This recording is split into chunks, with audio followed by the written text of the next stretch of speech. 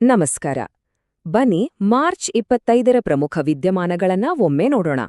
ಇವತ್ತು ನಾವು ಕೆಲವು ಬಹಳ ಮುಖ್ಯವಾದ ನ್ಯಾಯಾಂಗ ತೀರ್ಪುಗಳು ಮತ್ತೆ ಶಾಸಕಾಂಗದ ನಿರ್ಧಾರಗಳನ್ನ ಸರಳವಾಗಿ ಅರ್ಥ ಮಾಡ್ಕೊಳ್ಳೋ ಪ್ರಯತ್ನ ಮಾಡೋಣ. ಸರಿ, ಇವತ್ತಿನ ಚರ್ಚೆಯನ್ನ ನಾವು 3 ಭಾಗದಲ್ಲಾಗಿ ವಿಂಗಡಿಸಿದ್ದೇವೆ. ಮೊದಲಿಗೆ ರಾಷ್ಟ್ರೀಯ ಮಟ್ಟದ ಸುದ್ದಿಗಳು, ಆಮೇಲೆ ಜಾಗತಿಕವಾಗಿ ಏನಾಗ್ತಿದೆ ಅಂತ ನೋಡಿ, ಕೊನೆಗೆ ನಮ್ಮ ರಾಜ್ಯ ಅಂದ್ರೆ ಕರ್ನಾಟಕದ ಪ್ರಮುಖ ಸುದ್ದಿಗಳ ಕಡೆ ಗಮನ ಹರಿಸೋಣ. ಹೀಗೆ ನೋಡೋದ್ರಿಂದ ಎಲ್ಲವನ್ನೂ ಕ್ರಮವಾಗಿ ಅರ್ಥ ಮಾಡ್ಕೊಳ್ಳೋಕೆ ಸುಲಭವಾಗುತ್ತೆ. ಹಾಗಾದ್ರೆ ಮೊದಲನೇ ವಿಭಾಗ ರಾಷ್ಟ್ರೀಯ ಪ್ರಮುಖ ಸುದ್ದಿಗಳೊಂದಿಗೆ ಶುರು ಮಾಡೋಣ. ಈ ವಿಭಾಗದಲ್ಲಿ ನಾವು ನಮ್ಮ ದೇಶದ ನ್ಯಾಯಾಂಗ ಮತ್ತು ಶಾಸಕಾಂಗದಲ್ಲಿ ಆಗಿರುವ ಕೆಲವು ಗಮನಾರ್ಹ ಬೆಳವಣಿಗೆಗಳನ್ನ ನೋಡ್ಲಿದ್ದೇವೆ. ಮೊದಲನೇದಾಗಿ ಧಾರ್ಮಿಕ ಮತಾಂತರಕ್ಕೆ ಸಂಬಂಧಪಟ್ಟ ಹಾಗೆ ಸುಪ್ರೀಂ ಕೋರ್ಟ್ ಕೊಟ್ಟಿರೋ ಒಂದು ತೀರ್ಪಿನ ಬಗ್ಗೆ ಮಾತಾಡೋಣ. ಸುಪ್ರೀಂ ಕೋರ್ಟ್ನಿಂದ ಇತ್ತೀಚೆಗೆ ಒಂದು ಬಹಳ ಮುಖ್ಯವಾದ ತೀರ್ಪು ಬಂದಿದೆ. ಇದರ ಪ್ರಕಾರ ಪರಿಶಿಷ್ಟ ಜಾತಿ ಅಂದ್ರೆ ಎಸ್ಸಿ ಸಮುದಾಯಕ್ಕೆ ಸೇರಿದ ಯಾರಾದ್ರೂ ಹಿಂದೂ, ಬೌದ್ಧ ಅಥವಾ ಸಿಖ್ ಧರ್ಮಗಳನ್ನ ಬಿಟ್ಟು ಬೇರೆ ಯಾವುದೇ ಧರ್ಮಕ್ಕೆ ಮತಾಂತರಗೊಂಡ್ರೆ ಅವರು ತಮ್ಮ ಎಸ್ಸಿ ಸ್ಥಾನಮಾನವನ್ನ ಕಳ್ಕೊಳ್ತಾರೆ. ಓಕೆ, ಇಲ್ಲಿ ಗಮನಿಸಬೇಕಾದ ಒಂದು ಇಂಟ್ರೆಸ್ಟಿಂಗ್ ವಿಷಯ ಅಂದ್ರೆ ನ್ಯಾಯಾಲಯ ಎಸ್ಸಿ ಮತ್ತು ಎಸ್ಟಿ ಸ್ಥಾನಮಾನಗಳ ನಡುವೆ ಹೇಗೆ ವ್ಯತ್ಯಾಸ ಮಾಡುತ್ತೆ ಅನ್ನೋದು. ನೋಡಿ, ಎಸ್ಸಿ ಸ್ಥಾನಮಾನ ಅನ್ನೋದು ಕೆಲವೊಂದು ನಿರ್ದಿಷ್ಟ ಧರ್ಮಗಳಿಗೆ ಮಾತ್ರ ಸೀಮಿತವಾಗಿದೆ. ಆದ್ರೆ ಎಸ್ಟಿ ಸ್ಥಾನಮಾನವನ್ನ ನಿರ್ಧರಿಸೋದು ಅವರ ಬುಡಕಟ್ಟು ಸಮುದಾಯ ಮತ್ತು ಆಚರಣೆಗಳ ಮೇಲೆ, ಕೇವಲ ಧರ್ಮದ ಆಧಾರದ ಮೇಲೆ ಅಲ್ಲ. ಸೊ ಈ ತೀರ್ಪಿನ ಪ್ರಮುಖಾಂಶಗಳನ್ನ ಒಮ್ಮೆ ನೋಡೋದಾದ್ರೆ 1950ರ ಸಾಂವಿಧಾನಿಕ ಆದೇಶದಲ್ಲೇ ಎಸ್ಸಿ ಸ್ಥಾನಮಾನಕ್ಕೆ ಇರಬೇಕಾದ ಧಾರ್ಮಿಕ ಮಾನದಂಡಗಳನ್ನ ಸ್ಪಷ್ಟವಾಗಿ ಹೇಳಲಾಗಿದೆ. ಅಂದ್ರೆ ಒಬ್ಬ ವ್ಯಕ್ತಿ ಆ ಧರ್ಮಗಳನ್ನ ಬಿಟ್ಟು ಬೇರೆ ಧರ್ಮವನ್ನ ಪಾಲಿಸೋಕೆ ಶುರು ಮಾಡಿದ ತಕ್ಷಣವೇ ಅವರ ಸ್ಥಾನಮಾನ ಹೋಗುತ್ತೆ. ಅಷ್ಟೇ ಅಲ್ಲ, ಮತಾಂತರಗೊಂಡವರು SC/ST ದೌರ್ಜನ್ಯ ತಡೆ ಕಾಯ್ದೆಯಡಿ ಸಿಗುವ ರಕ್ಷಣೆಗೂ ಅರ್ಹರಾಗಿರೋದಿಲ್ಲ. ಸರಿ, ರಾಷ್ಟ್ರೀಯ ಸುದ್ದಿಗಳಲ್ಲೇ ಮುಂದುವರಿಯೋಣ.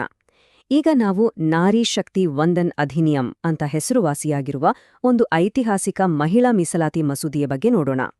ಈ ಸ್ಲೈಡ್ ನೋಡಿದ್ರೆ ಈ ಮಸೂದೆ ಎಷ್ಟು ದೀರ್ಘ ಮತ್ತು ಸವಾಲಿನ ಹಾದಿಯನ್ನ ಕ್ರಮಿಸಿದೆ ಅನ್ನೋದು ಸ್ಪಷ್ಟವಾಗಿ ಗೊತ್ತಾಗುತ್ತೆ. 1993ರಲ್ಲಿ ಪಂಚಾಯತ್ಗಳಲ್ಲಿ ಮೀಸಲಾತಿ ಶುರುವಾದಾಗಿಂದ 1996ರಲ್ಲಿ ಮೊದಲ ಬಾರಿಗೆ ಸಂಸತ್ತಿನಲ್ಲಿ ಮಂಡನೆಯಾಗಿ ಕೊನೆಗೆ 2023ರಲ್ಲಿ 2 ಸದನಗಳ ಒಪ್ಪಿಗೆ ಪಡೆಯೋವರೆಗಿನ ಸಂಪೂರ್ಣ ಪ್ರಯಾಣವನ್ನ ನಾವಿಲ್ಲಿ ನೋಡ್ಬೋದು. ಹಾಗಾದ್ರೆ ಈ ಕಾನೂನಿನ ಮುಖ್ಯ ಉದ್ದೇಶವಾದ್ರೂ ಏನು?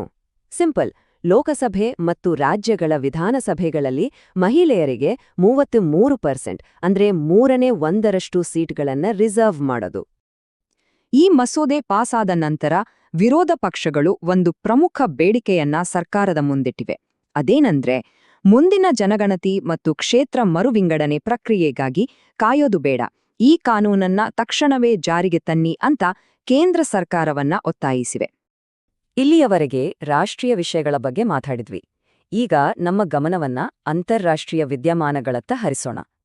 ಪಶ್ಚಿಮ ಏಷ್ಯಾದಲ್ಲೇ ನಡೀತಿರೋ ಬಿಕ್ಕಟ್ಟು ಮತ್ತೆ ಅದಕ್ಕೆ ಭಾರತದ ಪ್ರತಿಕ್ರಿಯೆ ಹೇಗಿದೆ ಅನ್ನೋದನ್ನ ನೋಡೋಣ. ಈ ಪರಿಸ್ಥಿತಿಯನ್ನ ನಿಭಾಯಿಸೋಕೆ ಕೇಂದ್ರ ಸರ್ಕಾರ 7 ಉನ್ನತಾಧಿಕಾರ ಸಮಿತಿಗಳನ್ನ ರಚಿಸಿದೆ.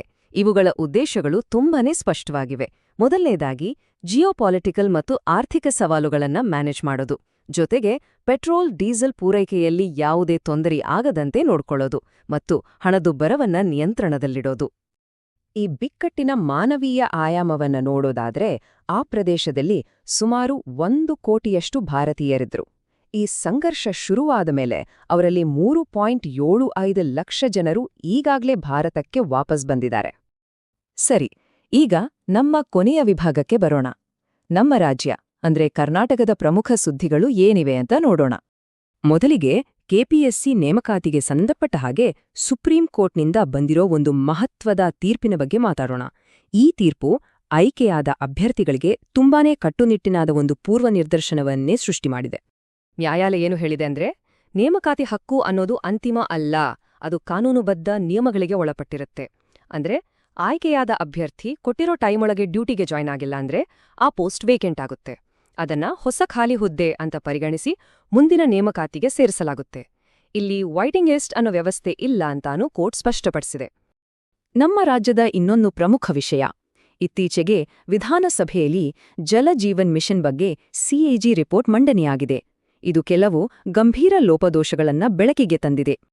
ಈ ಸ್ಲೈಡ್ ನೋಡಿದ್ರೆ ನಿಮ್ಗೆ ಒಂದು ಸ್ಪಷ್ಟ ಚಿತ್ರಣ ಸಿಗುತ್ತೆ. ಕೇಂದ್ರ ಸರ್ಕಾರದಿಂದ ರಾಜ್ಯಕ್ಕೆ ಹಂಚಿಕೆಯಾದ ಒಟ್ಟು ಅನುದಾನದಲ್ಲಿ ಅರ್ಧಕ್ಕಿಂತ ಕಡಿಮೆ ಹಣವನ್ನಷ್ಟೇ ರಾಜ್ಯ ಸರ್ಕಾರ ಪಡೆಯೋಕೆ ಸಾಧ್ಯವಾಗಿದೆ. ಇದಕ್ಕೆ ಹಲವಾರು ವಿಳಂಬಗಳೇ ಕಾರಣ ಅಂತ ವರದಿ ಹೇಳುತ್ತೆ. ಹಾಗಾದ್ರೆ ಇದರ ಪರಿಣಾಮ ಏನಾಯಿತು? ನೋಡಿ, ಈ ಯೋಜನೆಯ ಡೆಡ್ಲೈನ್ ಮುಗಿದ್ರೂ ಕೂಡ ರಾಜ್ಯದ 34% ಮನೆಗಳಿಗೆ ಅಂದ್ರೆ ಸುಮಾರು 24.52 ಲಕ್ಷ ಮನೆಗಳಿಗೆ ಇನ್ನೂ ನಲ್ಲಿ ನೀರಿನ ಸಂಪರ್ಕ ಸಿಕ್ಕಿಲ್ಲ. ಸರಿ, ಮುಂದಿನ ವಿಷಯಕ್ಕೆ ಹೋಗೋಣ.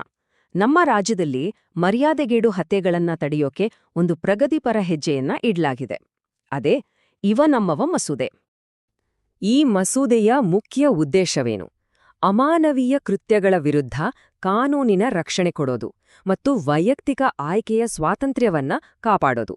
ಇದಕ್ಕೋಸ್ಕರ ಪಕ್ಷಭೇದ ಮರೆತು 23 ಸದಸ್ಯರು ಬೆಂಬಲ ಸೂಚಿಸಿದ್ದಾರೆ. ಅಷ್ಟೇ ಅಲ್ಲ, ಶಿಕ್ಷೆಯನ್ನ ಜೀವಾವಧಿಯವರೆಗೆ ಹೆಚ್ಚಿಸೋ ಬಗ್ಗೆ ಕೂಡ ಚರ್ಚೆ ನಡೆದಿದೆ. ಇದೆಲ್ಲದರ ಕೊನೆಯಲ್ಲಿ ನಮ್ಮ ಮುಂದೆ ಒಂದು ಪ್ರಮುಖ ಪ್ರಶ್ನೆ ಉಳಿಯುತ್ತೆ.